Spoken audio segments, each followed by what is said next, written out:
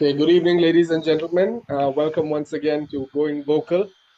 Today we'll be discussing India, Pakistan, and Pahalgam terrorism issue that has occurred recently.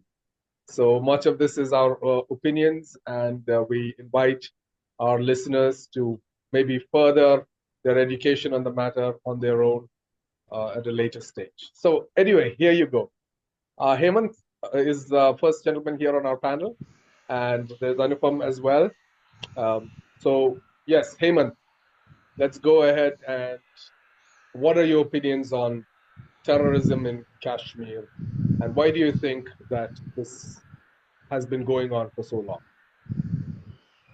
Yeah, thank you, Mr. Rahul, and good evening, Anupam. Actually, ever since Pakistan got independence, somehow they have not been able to accept the, the independence that India has got. They have not been able to accept India as a friend. They have not been able to treat us as a neighbor. So if you see the wars that have been fought, it was all basically on the basis of Kashmir. So they have not been able to accept. This is my inference. They have not been able to accept Kashmir as a part of India.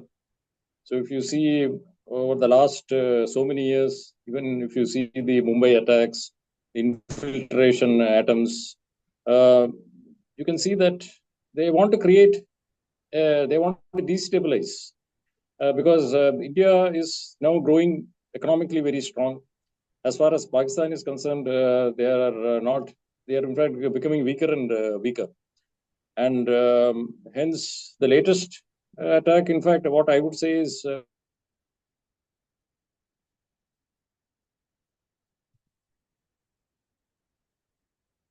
Remember the last sentence? They were talking about the terrorism. So as far as the terrorism is happening for many years, and the latest one, of course, Kashmir was returning to normalcy, and many tourists were going there. So Pakistan probably was not able to accept it, and they wanted to create a disturbance. So actually, as far as Pakistan is concerned, we all know the government is controlled by the army. The army dictates term, and the intelligence service IS is, we all know. I mean, it's everyone in the world knows they are the people who fund terrorism. So they are using terrorism to try and create scare and disturbance in India. So I think. But terrorism has been, looked down upon severely by the world, especially after the 9/11 attacks in the U.S. The whole world knows of it as or connects it to a kind of evil method of politics. And why does it keep going on? I mean, what is your opinion? Why do you feel that the terrorists keep doing the same thing, although it is destroying the national brand value? It's destroying the brand value of things that they believe in or claim to be a truth. It brings down that brand value to some extent. But why do they keep doing this? What's your opinion on the point? Um, Thanks, Rahul. Actually, Anupam, yeah. Yeah, thanks, Rahul, for the question, and thanks, Hemant, for your thoughts. I think you put it very well together. I think Pakistan has never, Pakistan is completely jealous with India. So India has progressed a lot since independence, and Pakistan is not able to do anything. You see the condition the Pakistan has. Their GDP has grown, I think, below any of, if you consider our state GDPs, maybe Uttar Pradesh GDP, it's below the whole complete Pakistan GDP is below what our states are performing. So there are some, they want to create unrest in India because of these reasons. And as Rahul was saying, that why terrorists try to do it again and again, why we have so much incidents across the world. I think the main reason it can be divided into two things. First is Pakistan. Pakistan want to create unrest because I think maybe it's playing puppet in the hands of China, because if you know, if because of the tariff wars that we are having right now, there are almost to 50% tariff on China, because the Donald Trump has already put tariff on China. And because of that, everyone knows that all the investment that China the other countries and people were putting in China, now they will flow into India. So, and China understand this, and they know that India is getting a lot of benefits because of their tariff wars with the US. So, they want to create unrest in India so that people have double thoughts before investing in India. Maybe if you see, Apple has started to shift its manufacturing from China to India, and there is a huge loss of revenue for China. And because of these tariff wars, people will not be able to buy from China, or he will not be able to other countries. So that can be one of the reasons, and other reasons maybe like Asim Munir, who the chief of Pakistan. He said in the last week, I think 2 weeks back, he gave the statement that Hindus and Pakistan are completely different. So this might have created some unrest in the mind of those terrorists sitting over there, and they have some sort of backlash in their brains or something, and then that has created this. Maybe I given them spark that to attack Indian tourists, especially Hindus. If you see the way they have attacked is very very bad, and I don't know people who are saying that India should not attack them. I think that's kind of I feel at the first instance, rightly, if I was not feeling very well on that day because of the news that I heard. I think it was a worse attack in after independence, because you see they are directly targeting Hindu people, and the way they have killed is so much of terror, because if you see they were kids along with their parents, and they killed their father in front of their kids or wives. So people, if they have time, if they want to think about 2 to 3 minutes and have a deep thought in this, this is kind of very heinous act that they have done. And apart from this, the terrorism or the other part, maybe in Palestine, and we have seen a lot of unrest and because of these terrorists. Maybe there are some terrorist attacks in Paris as well, where one of the members of the terrorists, he was driving a car and just killed so many people by dashing the car and directly in the public areas. And I feel that there's something there, what they are gaining influence from their own people who are directly related to this terrorist organization like Lashkar-e-Toiba and those kind of organizations, and directly funded, and somehow the link will be from Pakistan. And if you see, Pakistan is a very important player even for China and also for US. And there are some statements from the Pakistan diplomats that US was the one who had funded us to keep this terrorist going and in India, and maybe creating unrest in India. So US, for US, Pakistan is kind of a player who is balancing India and the US relations, because US knows if they want to do something, if they want to control India, Pakistan can play a good role. Because if they want to supply some arms and ammunition to Pakistan, then US will always have options to create unrest in India. And then again, China, and for to counter China, US has India, because they know that India is a global player now in the world.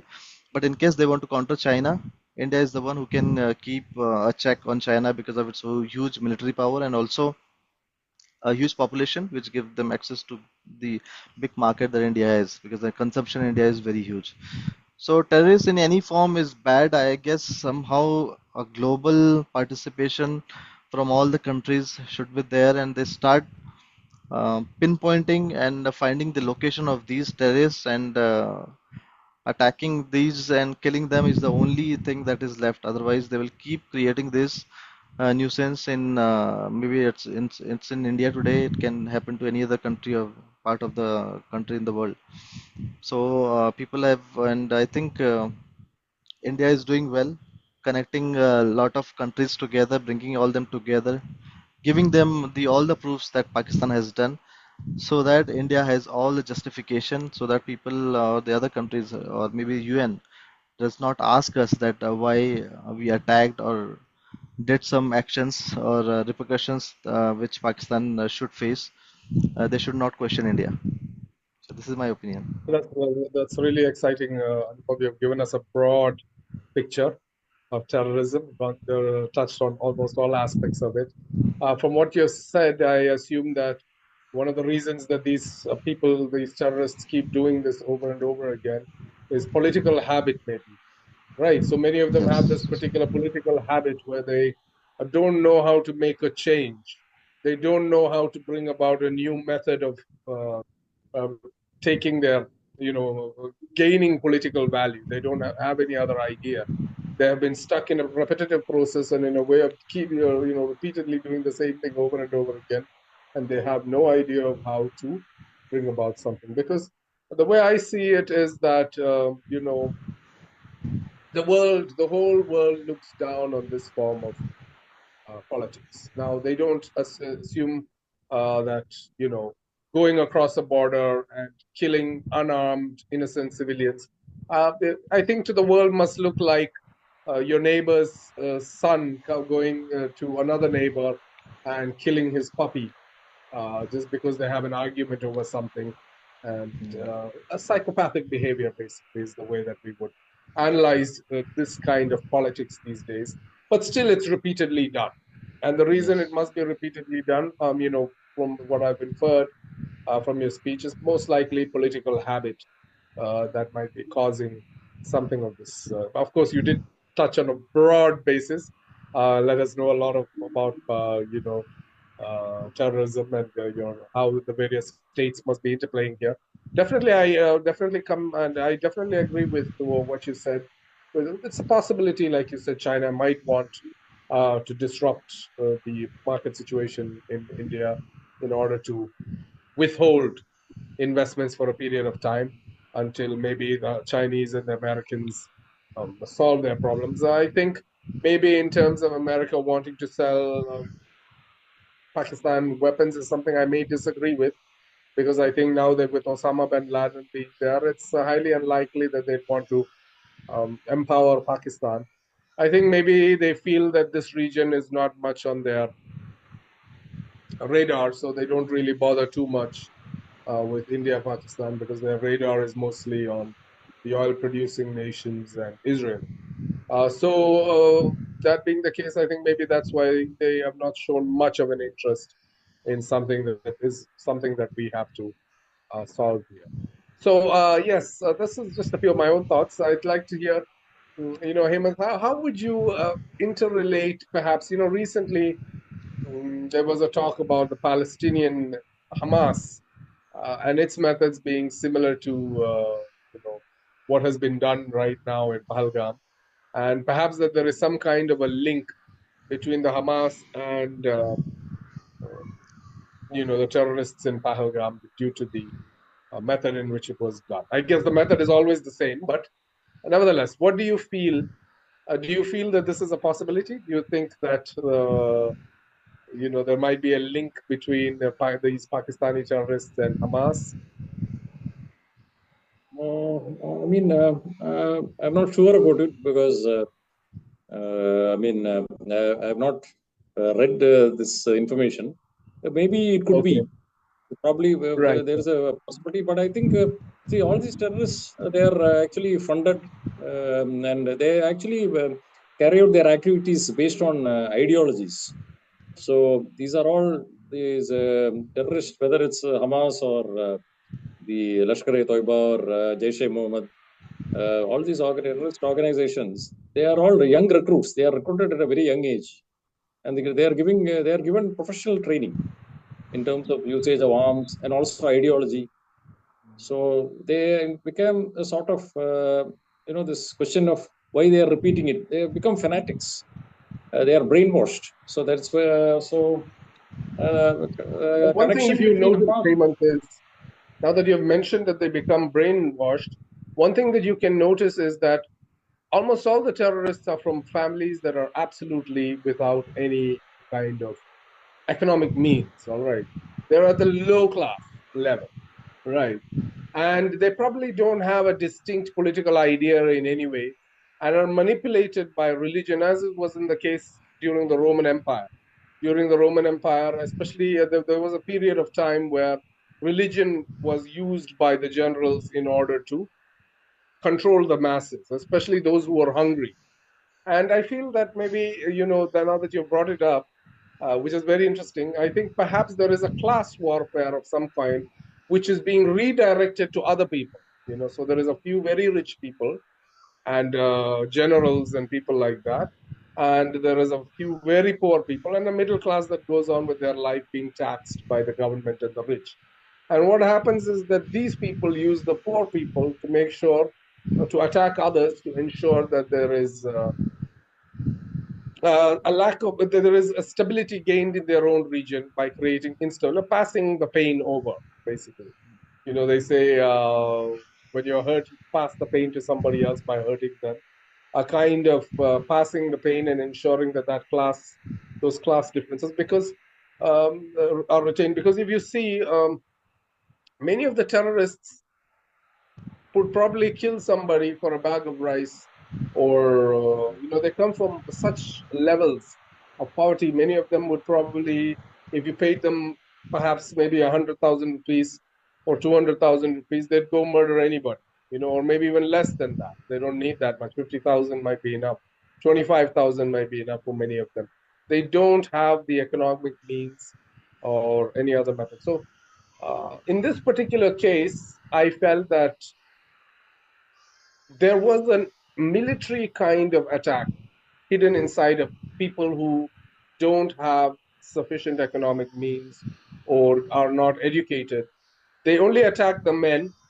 They distinctly asked if they're Hindu or Muslim, and they kill the Hindu people, distinctly following the general's kind of orders, almost a kind of message sent by the general to them. They distinctly conducted that, which you've not seen before. Earlier on, you see them killing kids, killing the women, killing anybody that they can see. But here it seems more militarily organized. And maybe that particular thing was involved here, was involved a direct relation to the ISI, to inter-services intelligence, to create some kind of a disturbance in order to achieve something within their own territory. I think you see that with the Hamas to some extent also, but Hamas is, I feel that there must be a difference, because Hamas just went in and killed anybody, isn't it? The attack on Israel took everybody, and there was nothing distinct. Although that was a political move also, but it was not. It did not have the discipline of a general inside it. I think there What do was a you feel? yeah, Rahul. I think thanks to you brought it up.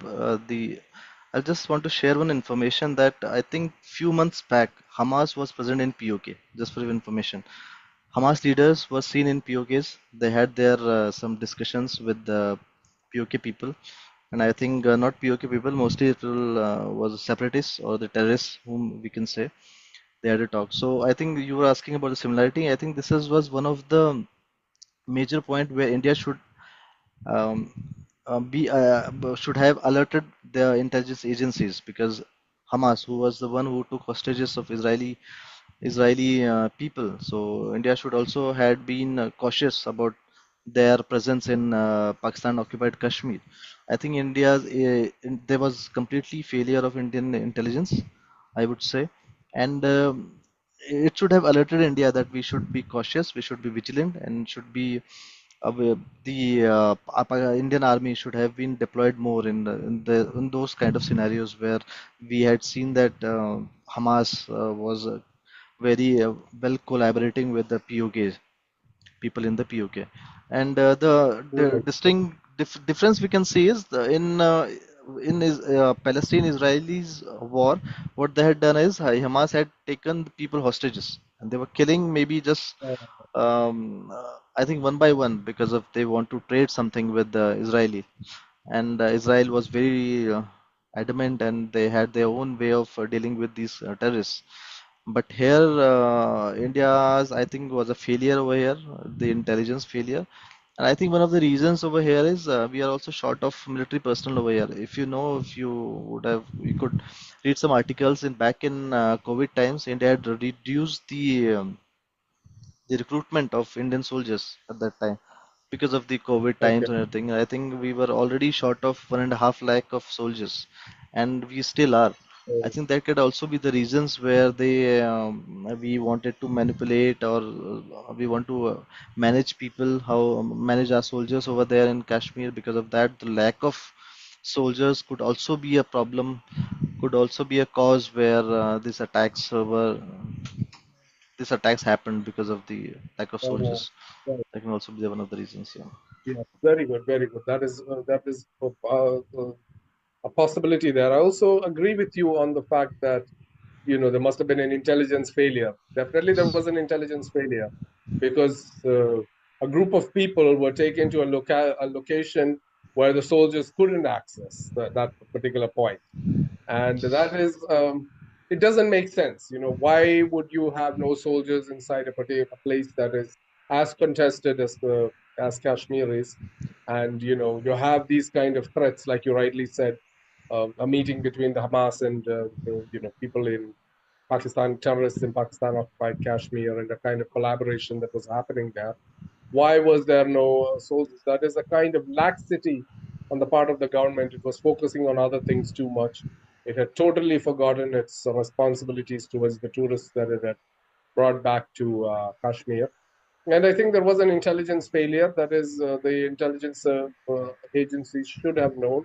They did know that Asim Munir was talking against Yes, yes. Hindu. That should have They also did know rang the that. alarm. They Yes. projected, That should they also have. projected those. Yeah, yeah. Those Please those go those ahead. Yes. those state yes, those statements were just 1 week before the attack. Those kind of statements should also have rang the alarm in the Indian intelligence, because of this. Intelligence community. Yes, Yes, yes, yes, yes, yes. yes. The intelligence community should have known that something was happening, but they seem to be thinking of some other things, or perhaps being indulging in something else. In other, rather than focusing here, they seem to have become too relaxed over here, and that is another problem. That is another problem that's occurred and caused this kind of a problem. Kashmir. So, how do you guys see this playing out? What do you feel is going to be the future political position that will happen here? What Um, do you think the future will play? How do you feel it's going to play out now that this is all happening? India will be very much. Basically, Jai Himad, go on, please. Yeah. no, no, please Yeah. proceed. Okay. So I think the first and foremost thing will be India how to counter Pakistan and how to give them a befitting reply. And for that, India is taking its own time. They are connecting with various diplomats all over the country, making them understand, giving them proofs, saying that this is what Pakistan has done. We have all the proofs. How much they deny that they are not involved in this, but we have all the proofs of the ISI involvement in these attacks. And then India will have to build some strategy for to counter China as well. I think because of it, India will have double thoughts now how to counter China, because India, not only China, also we can face repercussions or issues from Bangladesh side as well. So we might encounter three front war with Pakistan, Bangladesh, and China. So is India ready for it or not? So although we are very anguished inside and we want India to give a hard reply to Pakistan, but as a politician, we'll have to understand that yes, we have to give them reply, but also we have to see how to manage other things as well. Otherwise, things can take a very bad turn for India, because anyway, India's GDP is growing, and getting involved in war was always not a good answer from India's side. But I think what they have done is they definitely needs a reply, and India will give a reply. But I think India is kind of trying to manage things with other countries, and based on that I Do think you feel they that will China would actually practically get involved inside a war for Pakistan? not Do not you feel directly, that? not directly, Rahul, but if you see today's morning, or I think it's for yesterday's evening's news, that China has supplied missiles to Pakistan. So this is Okay. what China is doing on the background. So India knows that China will not get directly involved, but they will kind of play a proxy war against India. So basically, China is supplying missiles to Pakistan and Yes, beginning to yes, take equity in the country, maybe yes. build bases, take land, and some portions of that Pakistan in order as a payback for its efforts here. Yes. And what do you feel that maybe, do you really think that Bangladesh will get involved, Hima? What is your opinion? Do you feel that such a possibility is there? Uh, I don't know because Bangladesh recently its attitude towards India is totally different from what it was previously, especially with Yunus coming on power. So he's become totally anti-India, and his maneuvers are all showing that. And also, I think he had gone to Pakistan recently, just about I think 2 3 weeks ago. He had talks with the Pakistani leadership also. But I don't know whether Bangladesh will directly get involved. But yes, Chinese backing is definitely going to be there for Pakistan because they have no one else. Previously United States of America used to be their strong ally, but now it is not the case. So for them, the only big brother for them is China. Bangladesh involvement as far as helping actively helping say Pakistan, I don't think so, but probably silently, I don't know whether their silent support will be there. Do you think that maybe China will perhaps feel that handling both Pakistan or taking the efforts of both Pakistan and Bangladesh might be very difficult while it is on a trade war with the US? Do you think that any I such didn't get you. I didn't get you, Mr. Rao. I mean, there's some. yeah, right now it's political leaders are engaged in a trade war with the US. They are going into a trade Yes, war yes, with the US. yes. There is animosity with the US right now. Okay, so access to certain markets are very difficult. Do you think that China will decide to participate with India and, I mean, with Bangladesh and Pakistan, which are suffering severe economic depression, and be actually expend a lot of its economic power into those particular regions in order to fight with India, to go against India? Do you think that that is something that There, it will do? there is a possibility. We cannot discount that because you can see if you see many African countries and also Sri Lanka. You have seen China has made heavy investments. China is making, as you know, Africa is. I'm just giving this as an example. Africa is a region where there is tremendous raw materials. I mean, so China is, if you see, they're actively participating in infrastructure development in Africa. Similarly, in Sri Lanka also, and also in Pakistan also. I think so. So what they do is they help in infrastructure development, and then they create such a big. They spend so much, and then these governments they will not be able to repay. And finally, what happens is that land becomes theirs.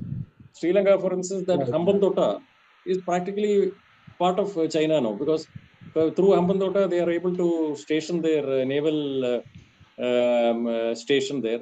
Similarly, in Africa also, their main intention is to set up a military base. So probably right, with this new war, economic war, which is taking place between China and United States of America, this particular right, incident, so probably they could probably tie up with the Pakistan and Bangladesh and try right, to play an economic war against United States and India. Yes, they could possibly do it, knowing China well. right, There is no problem. Yes, right, right, right. we So need to you be think wary that of they that. will We need to be wary see of that. some kind Yes, of benefit that they will yes, achieve? Yes, yes, right, in yes, terms of getting military bases, access to land in case they want to have any kind of war with India, also to raw materials that go deep into Afghanistan and places like that. But there is yes, potential for a lot of raw material development as well as land and things like that that can help yes, Chinese development future. Right, that kind of strategic development, if yes, you will, a sort of game of chess. Placing the pawns in a certain place in order to move the queens later on, is it, or the rooks yes, later on, right? So yes, yes, yes. Okay, okay, absolutely. okay, guys. This was a fantastic speech. I think if there's anything else, I mean, there was a fantastic podcast rather. Is there anything you guys would like to discuss with regards to this? Anything that you'd like to maybe convey Yes, to the audience? yes. Actually, what I wanted to add was two things. One is India's response, as Anupam rightly said, is going to be much more assertive than what it used to be before. Number one, I think Right, it had to be assertive previously also, but somehow due to lack of political will, it did not happen. Number one. Number two, I right. think as Anupam rightly said, we need to be very militarily, we have to be very strong. All the border areas, we have to be very alert, and also other areas in India, just like Israel. Israel, if you see, they are surrounded by enemies. But the thing is how well they are able to manage because they spend a lot on their military. But So one thing with similarly, India Israel is it has an unlimited backing of the US and the European Union, which are huge blocks, economic blocks. So these two units, these two tremendously powerful entities have offered Israel almost complete support. And Also, and complete, just I want to add over here. And also, we have to understand that Israel is competing with the country or a state which does not have a nuclear power. Whereas yes, in our case, it's completely different. We are against a Pakistan, yes, who yes, is already a nuclear power nation. So this can be a major global war and could turn out to yes, be yes. very It could lethal go for up into a everyone. major global Yes. war without a shadow of a doubt. Yeah. Pakistan being a nuclear state. Because I don't think that any of the other nations there have nuclear weapons. I doubt Saudi Arabia has a nuclear weapon. No, I doubt any of the Gulf nations have a nuclear weapon either. And I don't think Iran has. Iran definitely doesn't have a nuclear weapon, and neither does Iraq or any of those other yes. interested parties in Palestine. Only Pakistan seems to have a nuclear weapon. But the question is Pakistan's nuclear arsenal so effective? They are a suffering nation. Will they be able to deliver it effectively without Chinese support? Will they take that suicidal step of delivering a nuclear attack on on India? And will they do something like that where definitely India's economy, and although our bureaucracy, which is wars are won through the bureaucracy, that is basically buying your weapons, getting the right deals in, arming your soldiers is where your wars are won. Our bureaucracy definitely has some level of corruption, but the way I look at it, Pakistan is twice or thrice more corrupt, Yes. you know, twice or thrice more corrupt. And are they going to be able to sustain such a military adventure? Because China, like you rightly said, if China gets in, because China, its bureaucracy and its military bureaucracy has long been highly efficient comparatively to India. They have been able to root out all corruption and make some good deals. So I think perhaps the Chinese have a good strength, but they are at now in a kind of tussle with the US, and which can, if they choose to come into a war of some sort, can lead to some kind of a problem with the European Union also, because Yes. there is a kind of anger or fear of the Chinese influence in the globe. So that is a possibility. So yes, yes, those are some of the things. And so I guess these terrorists who came right across have been manipulated by a general or by a certain group of officers who have understood politics to some extent, but have been repetitive over their operational policy, and have chosen not to give up terrorism. And not to give up terrorism should be what is the strength of India, because that should be projected.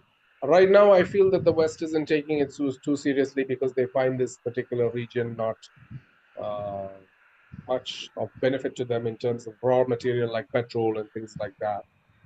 But other than that, we can still, if we have our politicians who are effective enough, we can build a coalition of support from the European Union and perhaps from America also to some extent that can help us counter the threat of any unwanted adventures by China in supporting a nation that has vowed support for terrorism.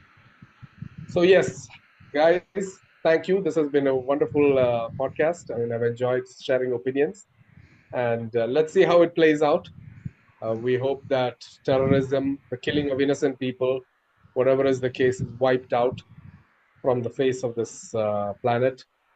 We will see how it goes. I don't know if wars will easily be stopped, because the human mind and human tendency and human politics is always something that has been there, although so many people have come preaching peace. In so many religions, it just never has ended. So I think its management and, is something that is important. And part of the management is ensuring that innocent people are not killed. There are rules in war, and a slow movement away from it. I think we have to build a day when human or mankind is more emotionally in control of itself, so that wars don't happen. So till then, we wait. Until then, we hope that better rules of engagement are there. Yeah. Okay, guys. Uh, have a great day. We would like Thank you. to inform those who are viewing this particular video to subscribe to our channel. If they've enjoyed the content, we'll be coming out with a lot more content, and we hope to see you participating with us as well in the in the comment section. So yes, have a good day. Take care. Bye bye. Bye bye. Thank you. Thank you. You're welcome.